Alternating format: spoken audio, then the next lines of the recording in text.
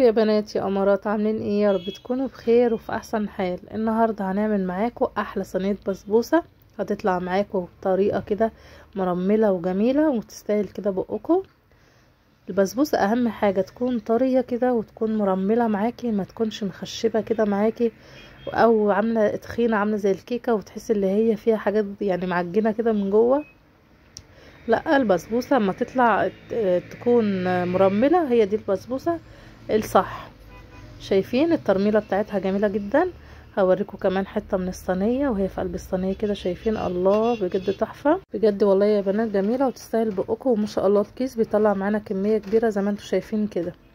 لو انت اول مره تشوفوني بقى متنسوش تشتركوا في القناه وتحطوا لي اللايك. اول حاجه بقى يا بنات، لو انت ما عندك عسل كلوكوز هنحتاج منه معلقتين. طب لو مش عندك هنعمل العسل كده تقيل في البيت. هنحتاج نص كوبايه سكر على ربع كوبايه ميه. تمام، وتعملي عسل تقيل زي ما انت شايفه كده. ودي كيس البسبوسه. تمام، ومعايا معلقتين سمنه وعلبه زبادي. بحب الزبادي البلدي كده في البسبوسه. ده العسل بدل العسل الكلوكوز، بديل العسل الكلوكوز. يعني انت لو عندك برطمانات اللي هي عسل كلوكوز هتاخدي منها معلقتين.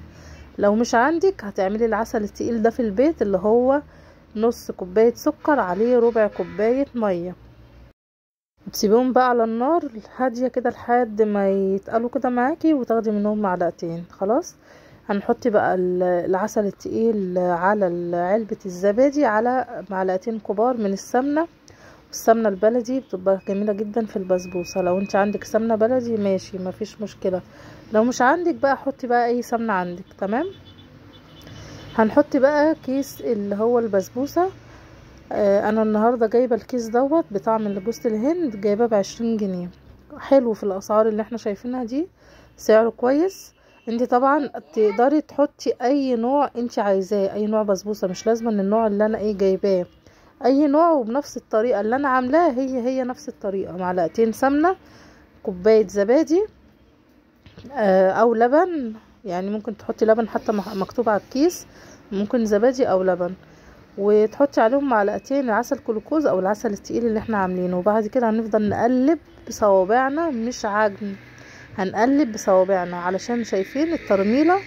احنا عايزين الترميله دي تفضل معانا، مش عايزين نعجن فيها.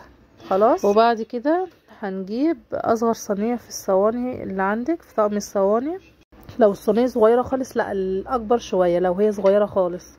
تمام، هتدهنيها بقى من السمنه، دهنتها من السمنه. وبعد كده بقى احط معايا الخليط بتاع البسبوسه. وبجيب بولة مية جنبي، ببل ايديا وبروح مبططة كده البسبوسة، يعني فرداها، يعني فردة البسبوسة في قلب الصينية. شايفين؟ ببل ايديا كده على بسيط بس علشان البسبوسة تتسوى معايا مظبوط، ميبقاش حتة عالية وحتة واطية وحتة رفيعة والكلام ده. بتساوي كل الصينية مقاس بعضه اهو. والله سهلة جدا يا بنات، سهلة جدا على فكرة. وفي اللي بيطلع معاهم البسبوسة مش مرملة. ركزي بس في الخطوات. واهم حاجة العسل اللي هو الجلوكوز او العسل اللي احنا بنعمله التقيل خالص في البيت، هو دوت هيطلع معاكي على فكرة شوية بسبوسة ما شاء الله جمال جدا. وما تعجنيش، لا، برضو اللي هو بصوابعك كده. بعد كده بقى هنعمل الشربات. تعالي اقولك الشربات بيتعمل ازاي. بتاع البسبوسه هنحتاج كوبايه وربع من السكر على كوبايه ونص ميه. حطهم على نار عاليه لمده 10 دقايق وبعد كده هدي النار. ويا ريت الحروف بتاعه الحله تجيبي كوبايه فيها ميه وتجيبي فرشه وتمسحي حروف الحله. ليه؟ علشان العسل ما يسكرش معاكي، بيعمل سكر كده من الحروف ودوت بيبوظ معاكي البسبوسه تماما.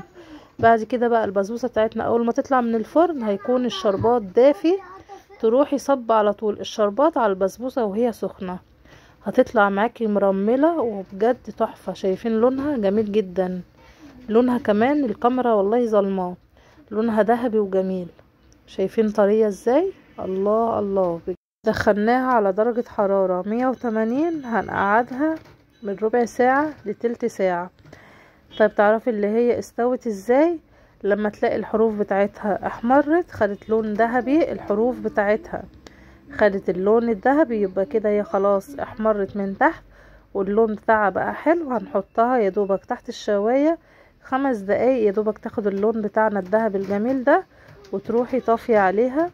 زي ما قلتلك الشربات اهم حاجة، لو سكر معاكي وتحول لسكر هينشف البسبوسة معاكي وتبقى عاملة زي الحجر كده، ويبقى طعمها مش حلو خالص، وصراحة مش هتعرفي تاكليها.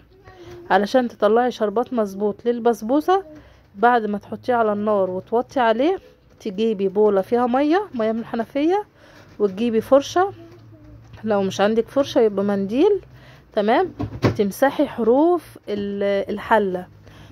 طول ما انت بتمسحي حروف الحلة، طول ما الحلة هتفضل معاكي نضيفة، العسل مش هيسكر ويتحول لحبيبات كده سكر، تمام. وادي البسبوسة معايا اهي. اتمنى منك ان انت تحطي لي لايك على الفيديو، علشان كل ما انت بتحطي اللايك بتخليه يوصل للفيديو لغيرك ان هو يشوفه.